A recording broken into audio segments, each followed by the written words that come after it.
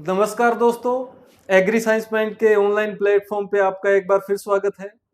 मित्रों, पिछली क्लास में हमने जेनेटिक्स के बारे में, आनुवंशिकी के बारे में बहुत सारी बातें की और हमने एकल संकरण तक कंप्लीट कर लिया था। मोनो हाइब्रिड क्रॉस या एक जीन की वंशागति और उसका जीन प्रारूप और सदृश्य प्रारूप भी हमने ज्ञात कर लिया था, अनुपात भी हमने निकाला। आज हम बात करेंगे एकल संकरण से संबंधित नियम की और साथ में जो पिछली क्लास में हमने ब्लड ग्रुप वाला पोर्शन छोड़ा था वो भी आज हम कंप्लीट करेंगे। ठीक है, तो चलते हैं नियमों पर। एकल संकरण से संबंधित नियम।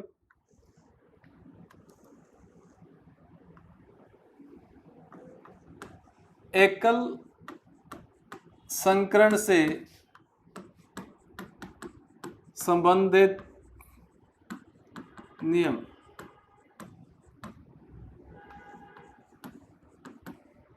लॉज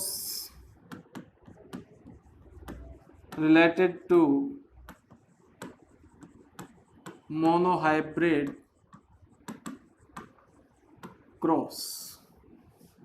तो भाई इसमें पहला नियम जो है बच्चों, ध्यान रखना, पहला नियम, फर्स्ट लॉ जो है ये है पृथक्करण का नियम।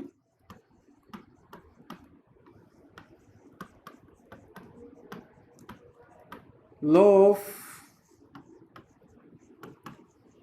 सेग्रीगेशन या युग्मकों की शुद्धता का नियम भी हम कहते हैं। युग्मकों की शुद्धता का नियम। यह नियम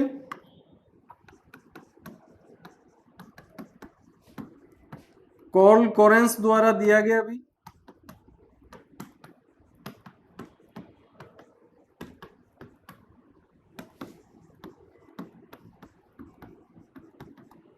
देखो, ये नियम जो है तो मेंडल के नियम, परंतु दिए किसने? कार्ल कोरेंस ने। मेंडल ने पोस्टुलेट दिए थे, थ्योरेटिकल बातें बताई थी, पर इनको एज ए लॉ जो है वो डिफाइन किया किसने? कार्ल कोरेंस ने। अब देखते हैं इस नियम में है क्या, पृथक्करण के नियम में है क्या।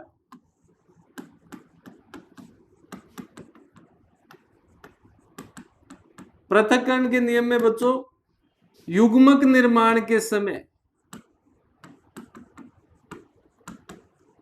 युग्मक निर्माण के समय समजात गुणसूत्र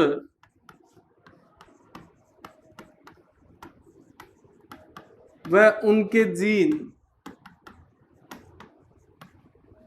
पृथक होकर अलग अलग युग्मकों में जाते हैं। पृथक होकर अलग अलग युग्मकों में जाते हैं। तो ये नियम है पृथक्करण का नियम। अब हो सकता है लैंग्वेज में आपको इसको समझ ना आया हो, परंतु मैं आपको समझाता हूं बड़ी अच्छे तरीके से, तो आपका ये क्रिस्टल क्लियर हो जाएगा। देखो, मान लो बच्चों, कोई ऐसा जीव है जिसके अंदर 6 गुणसूत्र हैं। कितने गुणसूत्र हैं भी? 6 गुणसूत्र हैं। कितने जोड़े? 3 जोड़े। तो समजात गुण, ये एक जैसे कलर वाले मान लो समजात गुणसूत्र हैं इस प्रकार से, समजात समजात समजात। तो मैंने कलर एक जैसा बना दिया। सपोज किया है, माना है भी किसी जीव के अंदर 6 गुणसूत्र हैं, जैसे हमारे अंदर 46 है, मटर के पौधे में 14 है। ठीक है, तो ये मान लो नर है। इसी प्रकार ये, सॉरी, मादा मान लेते हैं, इसमें आपके और ज्यादा क्लियर हो जाएगा। ये मान लो मादा है और इसी प्रकार एक नर है, उसमें भी कितने गुणसूत्र हैं भाई? 6 गुणसूत्र हैं, क्योंकि आपको पता है एक ही जाति में गुणसूत्रों की संख्या जो है समान रहती है बच्चों। और इसके अंतिम जोड़े में मान लो वाई, तो ये नर है। अब इनसे जब युग्मक बनेंगे, आपको पता है युग्मक निर्माण के समय समजात गुणसूत्र अलग अलग हो जाते हैं, तो इनसे बच्चों जब युग्मक बनेंगे तो समजात गुणसूत्र क्या हो जाएंगे, पृथक हो जाएंगे, और गुणसूत्र पृथक हुए तो उन पर उपस्थित जीन भी पृथक हो जाएंगे। यानी इस गुणसूत्र पर जीन है वो इधर आ जाएगा, इस वाला इधर चले जाएगा। अब ये समजात के जोड़े अलग अलग होंगे तो एक ये इधर जाएगा और एक इधर जाएगा, ऐसा नहीं है भी पहले 3 इधर आ गए दूसरे 3 इधर आ गए। समजात गुणसूत्र अलग अलग युग्मकों में जा रहे हैं। अगले ब्लू जो है ये भी पृथक होकर एक इधर और एक इधर, और रेड वाला जो है वो भी एक इधर और एक इधर। इसी प्रकार इनमें भी ऐसा होगा भी, एक ब्लैक इधर एक इधर, एक ब्लू इधर एक इधर, एक रेड इधर और एक इधर। अब यहां पे आपको कई चीजें समझने को मिलेगी। अब इस युग्मक और इस युग्मक में कोई फर्क है क्या, एक जैसे गुणसूत्र है ना, तो ये समयुग्मकी हुई, यह कंडीशन क्या हुई, समयुग्मकी भी एक जैसे युग्मक बन रहे हैं। परंतु यहाँ पे देखो, यहाँ पे 3x है, यहाँ पे 2x और 1y है, इसलिए ये कैसा हुआ, विषम युग्मकी हुआ, एक जैसे युग्मक नहीं बने। तो पृथक्करण का नियम यही कहता है भी, पृथक्करण का नियम यही कहता है भी समजात गुणसूत्र युग्मक निर्माण के समय, ये युग्मक निर्माण हो रहा है, युग्मक निर्माण, या इसको बोल सकते हैं गैमीटोजेनेसिस। क्या बोल सकते हैं, गैमीटोजेनेसिस। गैमीटोजेनेसिस के समय समजात गुणसूत्र अलग हो जाते हैं। अब मान लो इनका संयोजन हुआ, निषेचन हुआ, अब मान लो अगर ये और ये आपस में मिल गए बच्चों, तो कितने हो गए वापिस बच्चों, ये और ये मिल गए, ये मान लो अंडाणु है, ये दोनों अंडाणु है क्योंकि मादा से अंडाणु बनते हैं, और ये शुक्राणु है, नर से स्पर्म बनते हैं। अब ये दोनों आपस में मिल गए तो ब्लैक वापस कितने हो गए बच्चों, 2, ब्लू कितने हो गए, 2, रेड कितने हो गए, 2, परंतु रेड दोनों ये क्या है, एक्स आए तो ये क्या होगी, मादा होगी, क्या होगी, मादा। अगर मान लो ये दोनों आपस में मिल गए, ये दोनों कोई भी किसी से मिल सकता है भी, कोई भी शुक्राणु किसी भी अंडाणु से मिल सकता है, तो ब्लैक कितने हुए बच्चों, 2, ब्लू कितने हुए, 2, और रेड कितने हुए, 2, परंतु यहाँ पे वाई आ गया, तो ये क्या बन गया, नर। वापिस वो स्थिति आ गई ना, यानी बच्चों में और पेरेंट्स के अंदर गुणसूत्रों की संख्या समान है, और नर व मादा का निर्धारण कैसे हो रहा है वो भी मैंने आपको बता दिया। तो ये है पृथक्करण का नियम। हर वो जीव जो लैंगिक जनन करता है, सेक्सुअल रिप्रोडक्शन करता है, उसके अंदर युग्मक निर्माण के समय पृथक्करण का नियम लगेगा ही लगेगा। गुणसूत्र जो है इस प्रकार से आधे आधे युग्मकों में जाएंगे, फिर वो आगे नर और मादा युग्मक मिलेंगे तो वापस। अब इसके अंदर 6 गुणसूत्र हैं, 3 माता से आए हैं 3 पिता से आए हैं, इसमें भी 6 गुणसूत्र हैं, 3 माता से 3 पिता से, इनके भी 6 गुणसूत्र, 3 माता से 3 पिता से। इस प्रकार से पृथक्करण होता है और फिर बाद में संयोजन होता है। तो यही नियम क्या है, पृथक्करण का नियम है। ये पृथक्करण का नियम जो है बच्चों, पृथक्करण का नियम जो है सार्वत्रिक नियम है, सार्वत्रिक नियम है, यूनिवर्सल लॉ है, यूनिवर्सल लॉ है। क्यों, क्योंकि इसका कोई, अरे बच्चों इसका कोई अपवाद नहीं है, अपवाद नहीं है, there is no exception.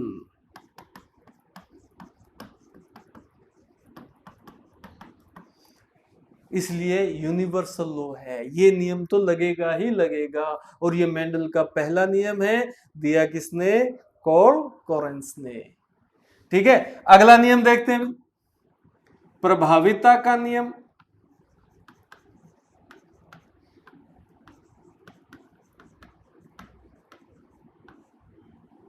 Law of dominance,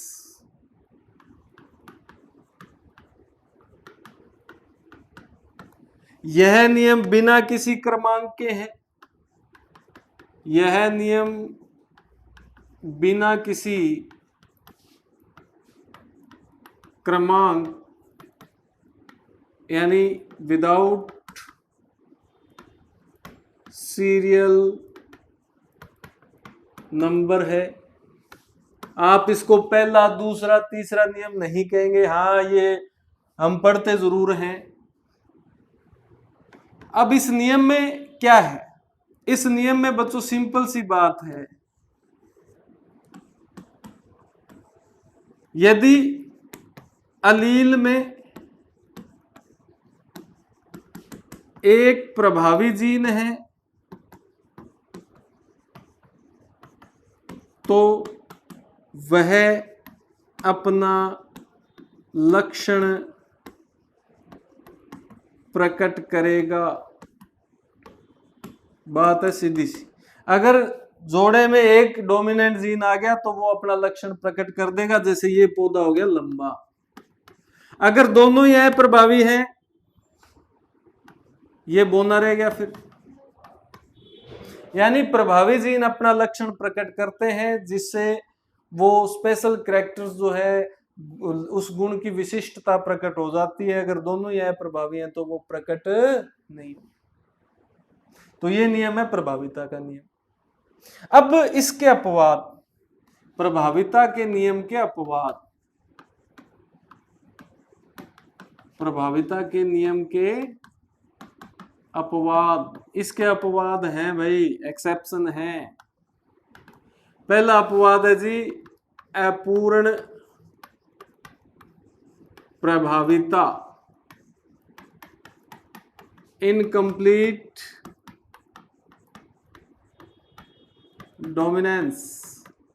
incomplete dominance इसका मतलब क्या है? सिंपल से तरीके से आपको समझा दूंगा। मान लो लाल पुष्प वाला कोई पौधा है जिसके कैप कौन से पुष्प लगते हैं? लाल पुष्प लगते हैं। इस पौधे का संकरण आपने सफेद पुष्प वाले पौधे से करवा दिया और इनके रिजल्ट के बाद F1PD में आपको गुलाबी पुष्प वाले पौधे मिले।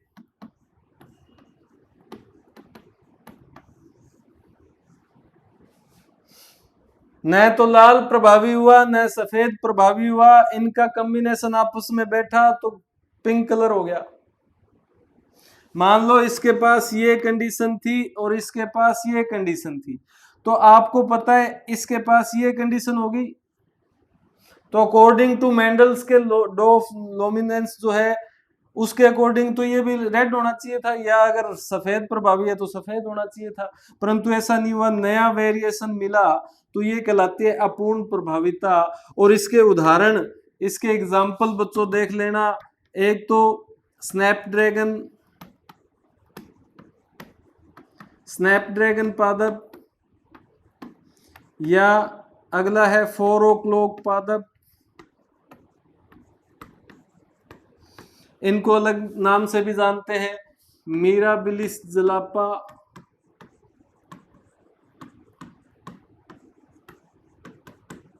मिराबिलिस जलापा या एंटीरिनम पादप।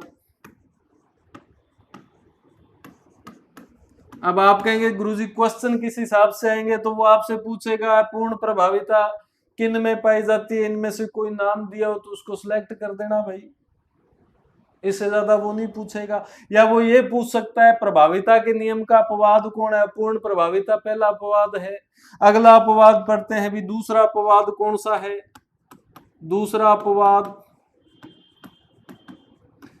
अपवाद है बच्चों सह प्रभाविता। इसको बोलते हैं कोडोमिनेंस। क्या बोलते हैं भी? कोडोमिनेंस। अब अगर मैं उसी के एग्जाम्पल को आपको बताऊं भी, लाल, चलो मैं वैसे समझा देता हूं। मान लो कोई लाल पुष्प लगता है एक पौधे की, ये पुष्प बना दिया हमने, इसका क्रॉस करवा दिया आपने मान लो नीले पुष्प वाले पौधे से, जिसके कौन से कलर के लगते हैं? ब्लू। अब इनका संकरण करवाने पर जो पुष्प आपको मिला, पौधे के जो पुष्प लगा, वो आधा पुष्प क्या था, लाल, और आधा पुष्प क्या लगा, नीला। यानी पुष्पों में ऐसा नहीं देखा जाता, परंतु अगर ये कंडीशन हो रही है तो वो क्या है, सहप्रभावित है। ये कहेगा कम तू नहीं तो कम मैं भी नहीं। ये भी अपने गुण प्रकट करेगा और ये भी अपने गुण प्रकट करेगा। तो ये स्थिति जो कहलाती है वो सहप्रभाविता कहलाती है। अब इसके उदाहरण, सहप्रभाविता के उदाहरण, सहप्रभाविता के उदाहरण, एग्जाम्पल। तो इसका सबसे महत्वपूर्ण एग्जाम्पल है रक्त समूह ए बी, रक्त समूह ए बी। तो ये सहप्रभाविता का उदाहरण है बच्चों। अब हमारा जो पिछले चैप्टर के अंदर जो चीज छूटी थी वो यहाँ पे अब दोबारा आ चुकी है, रक्त समूह। तो मैं अब आपको कराऊंगा रक्त समूह, ठीक है, और बताऊंगा ये रक्त समूह ए बी सहप्रभाविता का उदाहरण कैसे है। देखो भी, रक्त समूह, रक्त समूह, इसको ब्लड ग्रुप बोलते हैं भी। रक्त समूह ए बी व ओ की खोज D Castelo, sorry curl Landsteiner ने की भाई। रक्त समूह ए बी व ओ की खोज किसने की, कॉर्ल लैंडस्टीनर ने। परंतु रक्त समूह ए बी की खोज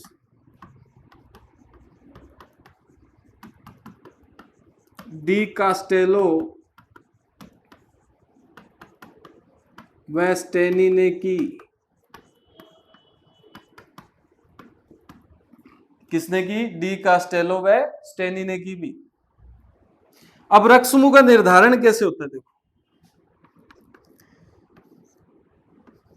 रक्त समूह का निर्धारण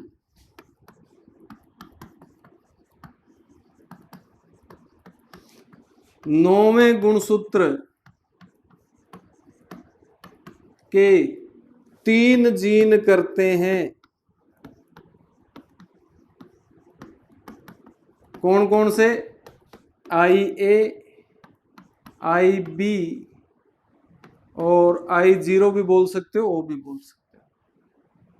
ये 3 जीन 9वें गुणसूत्र पर मनुष्य समुदाय के लिए कितने जीन है, 3 हैं। इनमें से कोई भी 2 जीन किसी व्यक्ति विशेष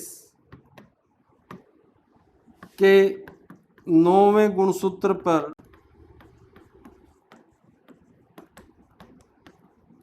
पाए जाते हैं। यानी हमारी कम्युनिटी के लिए 3 जीन हैं और इन तीनों में से हमारे अंदर, मेरे अंदर, आपके अंदर, उस व्यक्ति में, उसमें कोई कितने जीन होंगे, 2 ही होंगे। अलील में तो 2 ही हो सकते हैं क्योंकि गुणसूत्र जोड़ों में, उनके जीन भी जोड़ों में है। तो इन वैसे समुदाय के लिए कितने जीन है बच्चों, 3। और इन तीनों में से हमारे अंदर कितने, कोई भी 2 हो सकते हैं। तो ये बात मेंडल भाई साहब को पता नहीं थी। मेंडल भाई साहब ने सोचा 2 ही होते हैं जी, एक प्रभावी होता है और एक अप्रभावी होता है। परंतु यहाँ पे ये मल्टीपल अलील की कंडीशन आ गई। 3 जीनों के कारण 3 हो गए समुदाय के लिए, इसलिए कुछ स्थितियां चेंज होगी। अब इसमें देखो, आई ए व आई बी ये दोनों ही प्रभावी जीन हैं और ये आई ओ भाई साहब जो है ये अप्रभावी जीन है।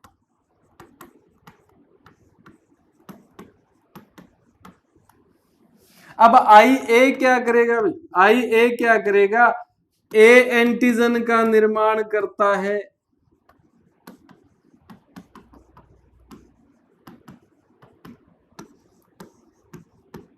और ये एंटीजन कहाँ पाया जाता है, मैंने पिछली क्लास में बताया था, ये हमारी आरबीसी है जी, और आरबीसी के ऊपर एंटीजन पाया जाता है सतह पर। ठीक है, अगर नहीं पता चला तो दोबारा देख लेना क्लास। यानी ये जीन जो है कौन से एंटीजन का निर्माण करेगा, ए। आई बी जो है ये किसका निर्माण करेगा, बी एंटीजन का निर्माण। और आई ओ जो है आपको पता है अप्रभावी है, तो कोई एंटीजन नहीं बनाता है। ये भाई साहब कोई भी एंटीजन नहीं बनाएंगे क्योंकि अप्रभावी है। अब ये दोनों प्रभावी हैं, तो ये ए एंटीजन बनाएगा और ये बी एंटीजन बनाएगा। अब मान लो किसी व्यक्ति के अंदर 9वें गुणसूत्र का जो जोड़ा है उस पर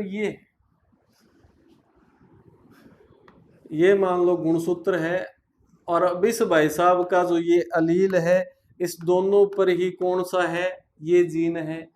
तो भैया इस पर एंटीजन कौन सा होगा, कौन सा एंटीजन बनाएंगे, ये ए। तो इसकी आरबीसी पर कौन सा एंटीजन होगा, ए।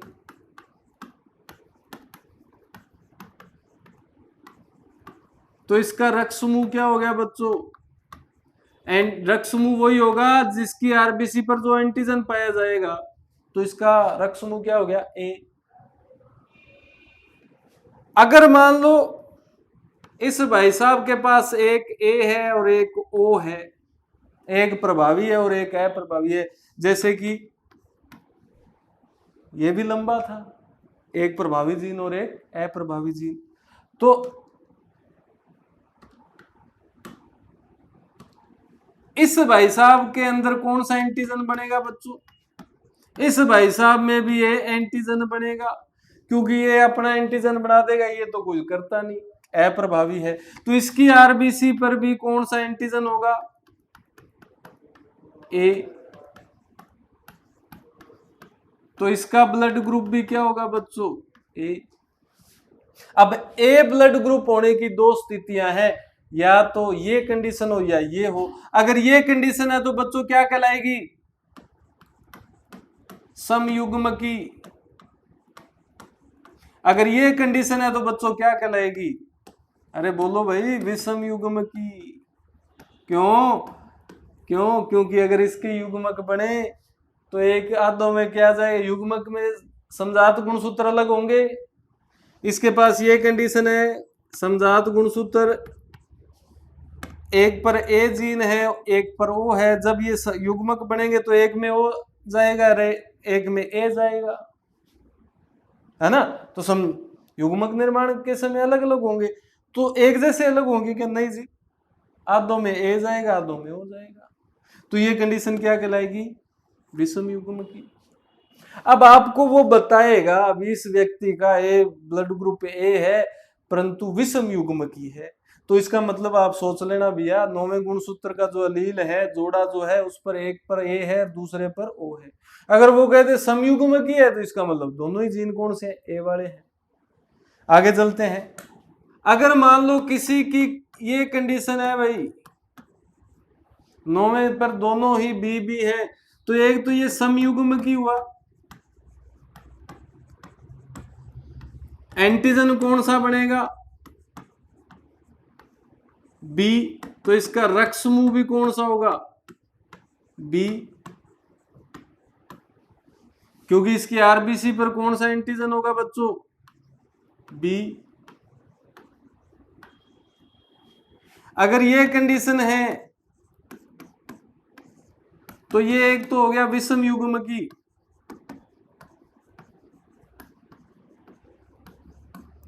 और इस पर एंटीजन कौन सा बनेगा, बी।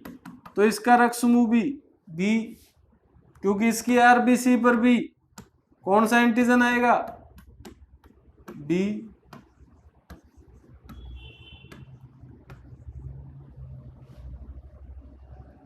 तो ये विषम युग्मकी भी है और ये समयुग्मकी भी है। अब भाई अगर किसी भाई के अंदर 9वें गुणसूत्र पर एक ए है और एक बी है और ये दोनों ही प्रभावी है, जैसा कि मैंने आपको बताया, कम तू नहीं तो कम मैं भी नहीं। अब इस पर एंटीजन कौन कौन से बनेंगे? ए वाला कहेगा जी ए भी बनाएंगे और बी वाला कहेगा बी भी बनाएंगे। तो इसकी आरबीसी पर आधे एंटीजन ए वाले और आधे एंटीजन बी वाले। अब एंटीजन दोनों ही है तो इसका रक्त समूह क्या हो जाएगा बच्चों? A B. कम तू नहीं तो कम मैं भी नहीं, दोनों ने अपने एंटीजन बना दिए और रक्त समूह जो एंटीजन होगा वही रक्त समूह होगा। इस पे ए भी है और बी भी है तो रक्त समूह क्या हो गया? A B. अब अगर किसी भाई के पास ये है,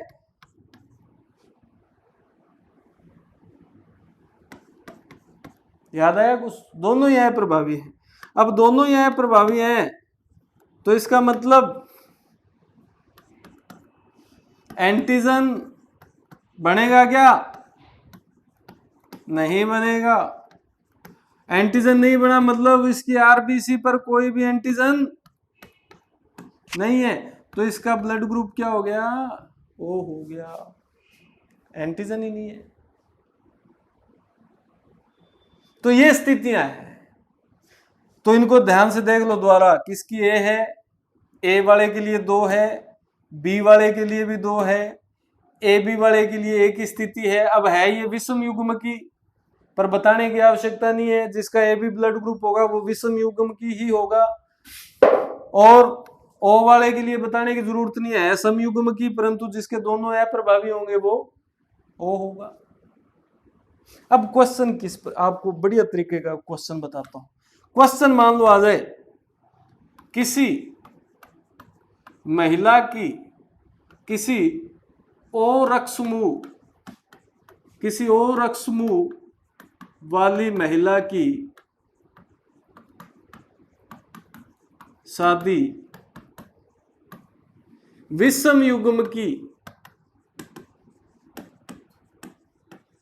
ए रक्त समूह वाले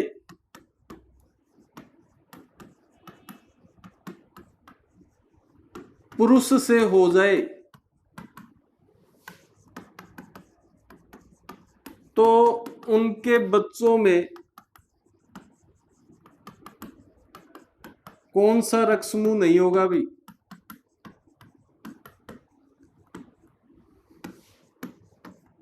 किसी भी तरीके से ये क्वेश्चन पूछ सकता है हमसे, तो इसको सॉल्व करके देखते हैं। इसको सॉल्व करके देखते हैं क्या कह रहा है अभी। पहले तो ये देखो, ओ रक्त समूह वाली महिला है, इसका मतलब 9वें गुणसूत्र के जीन कैसे हैं? ये हैं। और इसकी शादी किससे हो रही है? ए रक्त समूह वाला, परंतु कौन सा?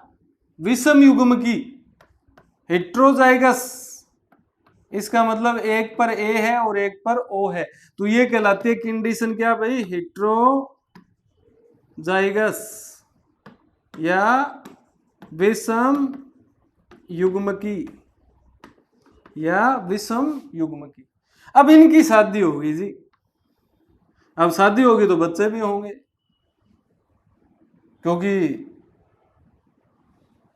हर व्यक्ति चाहता है उसके पोते हों पोतियां हों, तो इनके माँ बाप भी चाहते होंगे भी पोते हों, दोहिती हो दोहिता हो, जो भी इच्छा हो। तो अब ये कंडीशन है हमारे पास। अब आपको एक बात बताऊं भी, यहाँ पे महिला पुरुष के चक्कर में आप नहीं पढ़ना, हमें तो ये कंडीशन चाहिए, हमने लिख दी। अब इनके युग्मक अलग करो, ये तो करने ही पड़ेंगे, पृथक्करण का नियम हमें लगाना ही पड़ेगा, यूनिवर्सल लॉ है, लगाना ही पड़ेगा, अलग अलग कर दो भाई। अब इनको बॉक्स बना दो,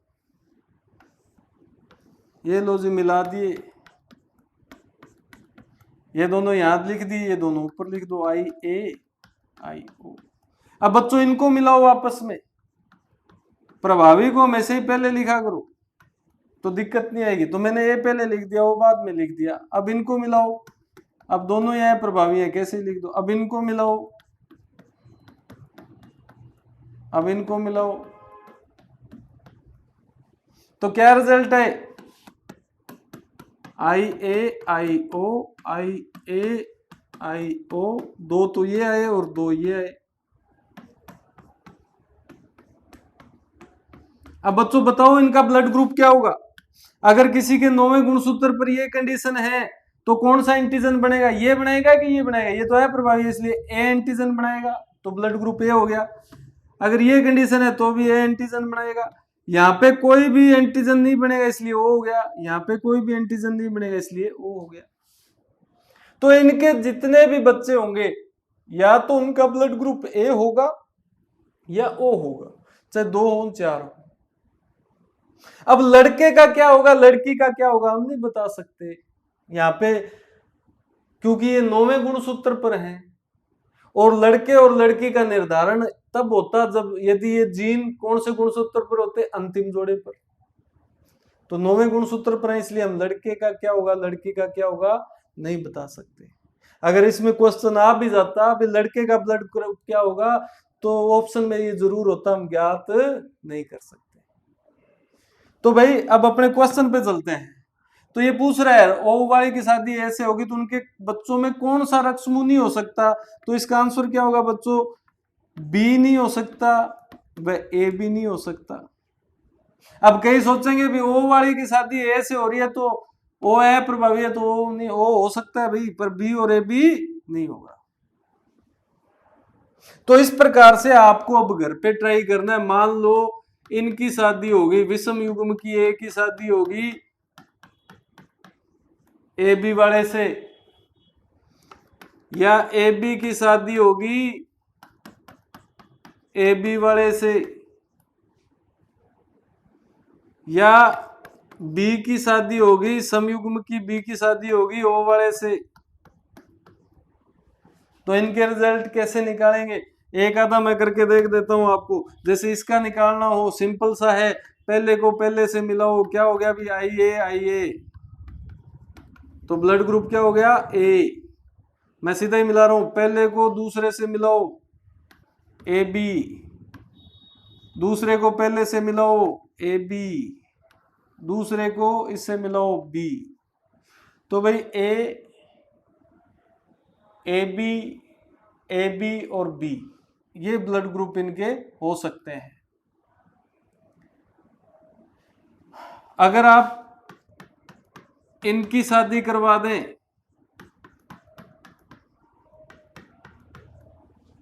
तो इनका ब्लड ग्रुप क्या होगा, इसको इससे मिलाओ क्या हो गया अभी AB, इसको इससे मिलाओ क्या हो गया A, इसको इससे मिलाओ B और इसको इससे मिलाओ O।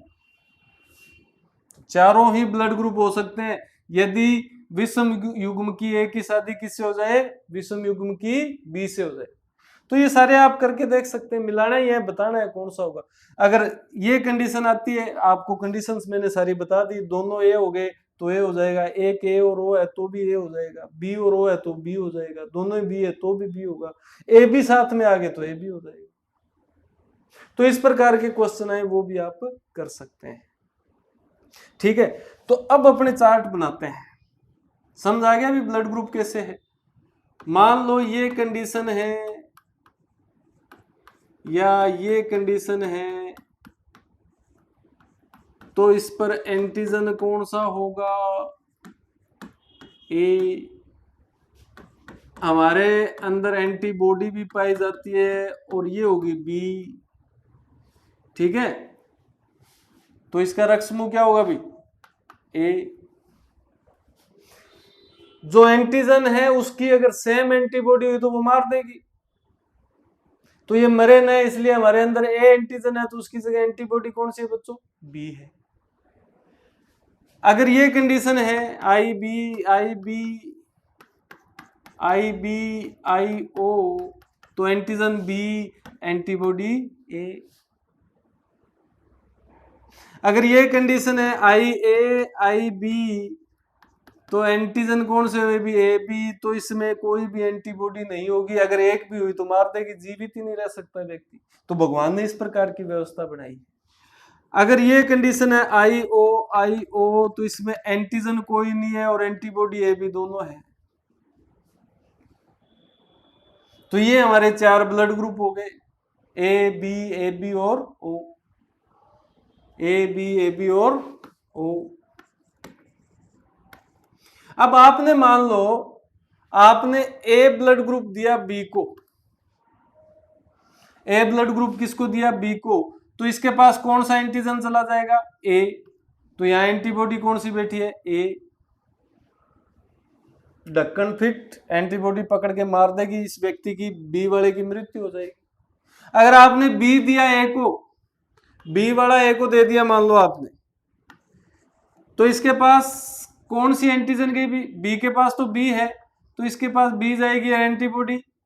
ये एक जैसे कभी नहीं मिलने चाहिए, मिल गए तो मर गया। तो अब दोबारा देख लो एक बार, ब्लड ग्रुप ए है, बी है, ए बी है और ओ है। एंटीजन कौन सा है, एंटीजन ए है, बी है, ए बी है और कोई नहीं। एंटीबॉडी बी है, ए है, कोई नहीं और दोनों है। अब हमें ये पता लगाना है भी कौन सा ब्लड ग्रुप किसके पास जा सकता है। अरे भाई जिसके पास कोई एंटीजन नहीं है, अब ये किसी के पास जाए, कोई एंटीजन जाएगा, एंटीबॉडी भले ही हो उसके पास, तो मरेगा नहीं, तो ये सर्वदाता हो गया।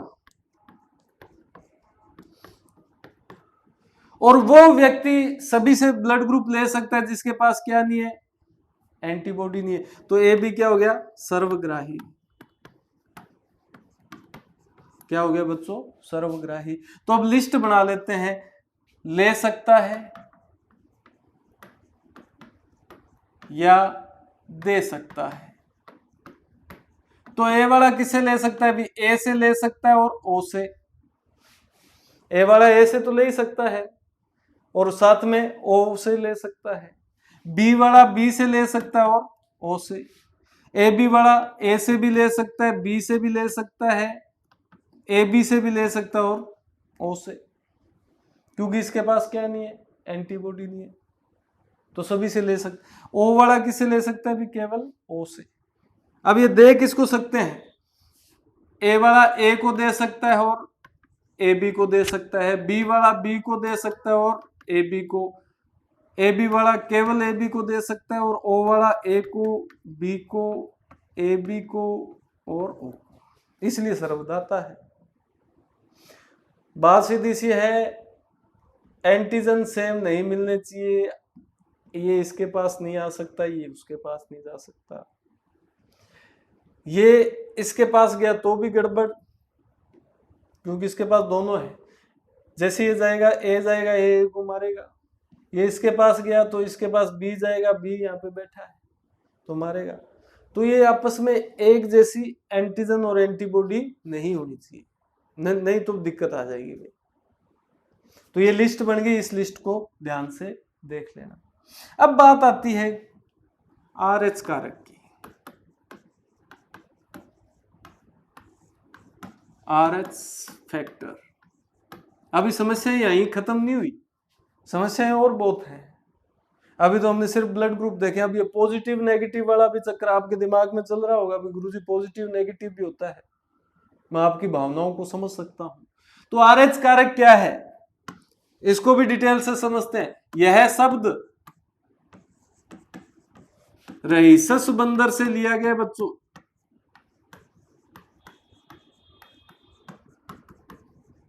यह शब्द रहीसस बंदर से लिया गया है।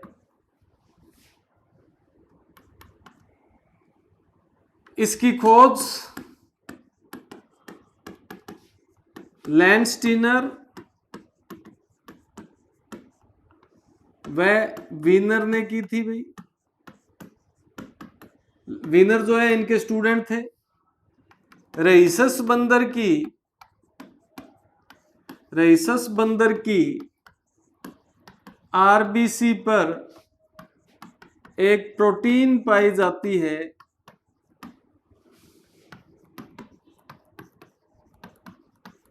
और यही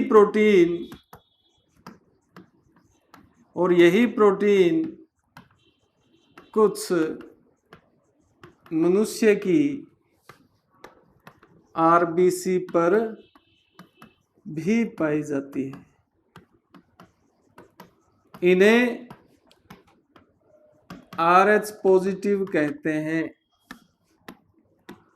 अब दो कैटेगरी और बन गई भाई। इस बंदर के आरबीसी पर एक एक्स्ट्रा प्रोटीन पाई जाती है और यही प्रोटीन कुछ मनुष्य के आरबीसी पर भी होती है, जिन्हें RH पॉजिटिव कहते हैं, और जिन पे नहीं होती उनको RH नेगेटिव कहते हैं। तो भाई RH पॉजिटिव मतलब जिन पर जैसे ए ब्लड ग्रुप है, ए एंटीजन तो है ये, उसके साथ साथ रिसस बंदर वाली प्रोटीन भी है, तो ए पॉजिटिव हो गया, बी पॉजिटिव हो गया, ए बी पॉजिटिव हो गया और ओ पॉजिटिव हो गया। एंटीजन नहीं है पर रिसस बंदर वाली प्रोटीन है। तो RH negative, A negative, B negative, A B negative और ओ नेगेटिव। अब यहां पे क्या चक्कर पड़ेगा, एक तो देख लो भी RH पॉजिटिव जो है विश्व में 80% हैं और भारत में 95 से 97% हैं, इतने RH पॉजिटिव हैं। अब चक्कर क्या है बच्चों, मान लो आपने ए पॉजिटिव रक्त दे दिया ए नेगेटिव को, एंटीजन कौन सा आया, एंटीजन कौन सा आया, ए, कोई दिक्कत नहीं है क्योंकि इसके पास भाई साहब के पास एंटीबॉडी कौन सी है, बी है, एंटीबॉडी कौन सी है, बी है, तो कोई दिक्कत नहीं है, आ जाए भले। परंतु एक समस्या हुई, यहाँ पे एंटीजन तो आया ही आया, ये रेसस बंदर वाली प्रोटीन भी आ गई। अब ये इसके पास नहीं थी, नई चीज आ गई। और आपको पता है कोई भी नई चीज आए तो हमारा इम्यून सिस्टम उसको देखता रहे, भाई ये तो हमारे शरीर का हिस्सा नहीं है, ऐसी प्रोटीन तो मेरे अंदर नहीं थी, ये नई कहां से आ गई। और उसको लगता है भी ये खतरनाक चीज आ गई, इसके खिलाफ एंटीबॉडी बनाओ और इसको नष्ट कर दो। तो एंटीबॉडी इतनी जल्दी तो बनती नहीं, समय लगता है। तो आपने मान लो एक बार इसको ब्लड दे दिया तो ये व्यक्ति क्या होगा, पहली बार तो बच जाएगा, परंतु इसमें एंटीबॉडी बनने लगेगी,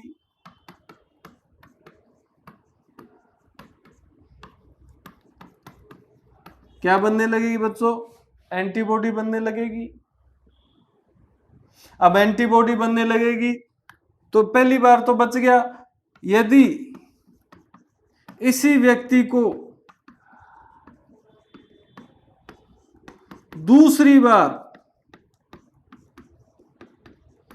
ए पॉजिटिव रक्त, ए पॉजिटिव दे दो चाहे ओ पॉजिटिव दे दो, रक्त दे दिया जाए तो इसकी मृत्यु हो जाएगी भी।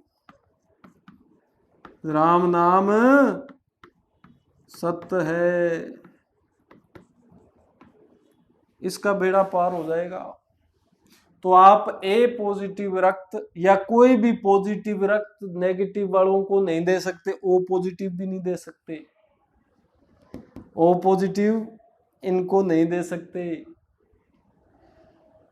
ये भी सर्वदाता है पर A B positive A B negative को भी नहीं दे सकता, क्योंकि ये रेसस बंदर वाली प्रोटीन जो है ये इसमें जाएगी, तो इनके पास ऑप्शन कम है, इनके पास रेसस बंदर वाली प्रोटीन नहीं है। अगर इनके पास गई तो इनमें एंटीबॉडी बनेगी, अगली बार दोगे तो वो एंटीबॉडी उस एंटीजन को मारेगी, जैसे रक्त जा रहा है वैसे वैसे जम जाएगा, लड़ाई होगी, युद्ध होगी, व्यक्ति की मृत्यु हो जाएगी। तो ये समस्या है रक्ताधान समस्या। अब इसी आधार पर सार्वत्रिक ऐसा कौन सा ब्लड ग्रुप है जो सभी को दिया जा सकता है, इसमें से अब कितने हो गए हमारे पास, 8 हो गए। तो ये जो रक्त समूह है इसके पास न तो एंटीजन है न रेसिस बंदर वाली प्रोटीन है, ये सबके पास जा सकता है। तो ये रियल में सार्वत्रिक सर्वदाता है।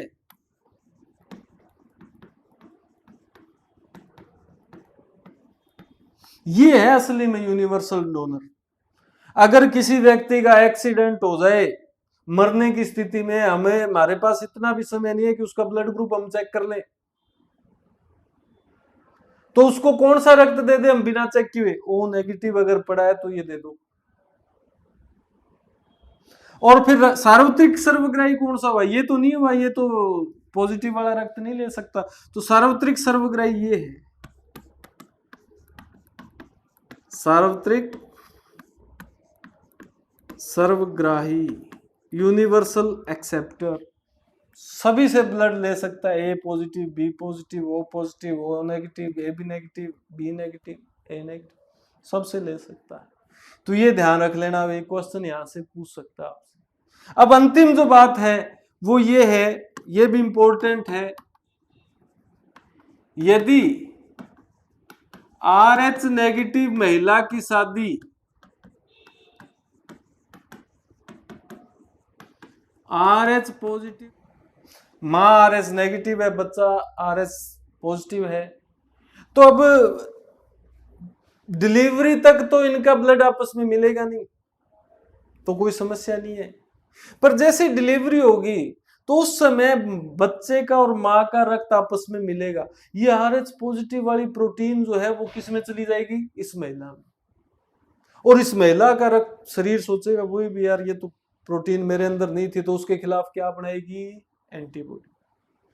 परंतु एंटीबॉडी बनाएगी, एंटीबॉडी बनाने में समय लगता है, तब तक इस बच्चे का जन्म हो जाएगा, तो इसका पहला बच्चा सामान्य होगा, इनका पहला बच्चा सामान्य होगा।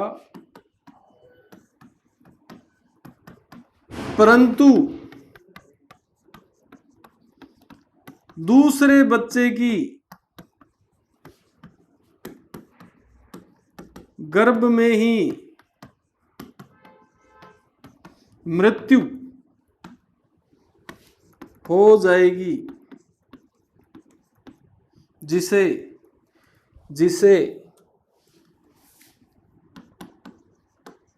क्या कहते हैं बच्चों? एरिथ्रोब्लास्टोसिस। एरिथ्रोब्लास्टोसिस फिटेलिस कहते हैं। क्या कहते हैं भी? एरिथ्रोब्लास्टोसिस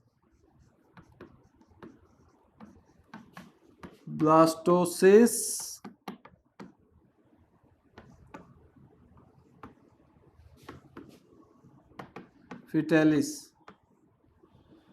कहते हैं। यदि जन्म हो गया तो भी बाद में उनकी मृत्यु होने की चांसेस है। रीसस डिजीज उसको बोलते हैं, वो कहलाएगा फिर रीसस शिशु। तो ये तो भयंकर समस्या। पहले के जमाने में तो इनकी शादी रिकमेंड ही नहीं करते थे, जब तक साइंस इतनी एडवांस नहीं। उनको ये तो पता लग गया भी गड़बड़ तो होती है, तो यानी कुंडली में लिखाना पड़ता था भी अगर पॉजिटिव है या नेगेटिव है। तो अगर महिला नेगेटिव होती तो उसकी सगाई जो है वो RH पॉजिटिव से नहीं करती। पर बाद में रोड़ा पड़ा भी नहीं, तो ये तो गड़बड़ है। तो इसका इलाज क्या है? इलाज है एंटी RH इंजेक्शन।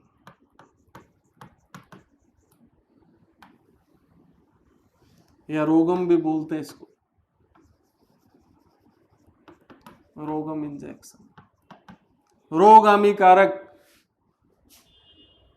ये RH जो है ये अगर लग गया तो वो एंटीबॉडी नहीं बनाएगा, एंटी RH इंजेक्शन हो गया, तो माता के अंदर एंटीबॉडी नहीं बनेगी, तो फिर आगे की संतानें सामान्य होंगी। परंतु इसका पता होना चाहिए। अब जिसको अवेयरनेस ही नहीं है तो वो डॉक्टर को क्या बताएगा जाके? तो इसीलिए साइंस जरूरी है, इसीलिए जनरल साइंस सभी एग्जाम में आती है। भी व्यक्ति को पहले ही पता हो, रोग होने से पहले ही अंदाजा हो, ऐसी छोटी मोटी बीमारियों का पता हो, तो ये समस्या ही ना आए। पहले डॉक्टर से मिला हो तो वो उसको बता देगा कि आपके NTRH इंजेक्शन लगेंगे, तो समस्या नहीं आएगी। तो मित्रों, ये थे एकल संकरण से संबंधित नियम के अपवाद, और साथ में हमने जो ब्लड ग्रुप वाला पोर्शन छोड़ा था वो भी यहाँ पे हमारा कंप्लीट होता है। तो अब ये पिछली अगली क्लासें एक बार फिर देख लेना, बार बार देख लेना, क्या लगता है कहीं नेट का सदुपयोग कर लोगे तो अच्छी बात है, क्योंकि ये क्वेश्चन आने वाले हैं आपके एग्जाम में। अब वो छोटी मोटी बायोलॉजी से काम नहीं चलेगा, आपको एग्जाम देना है, ICR का भी देना है, जेट में भी आप पिछले पेपर देखे होंगे, आपने देख लेना, अच्छे लेवल के क्वेश्चन भी आने लगे हैं। तो इनको डेटा को, आपका जो नेटवर्क का डेटा है उसका सदुपयोग भी हमें करना है।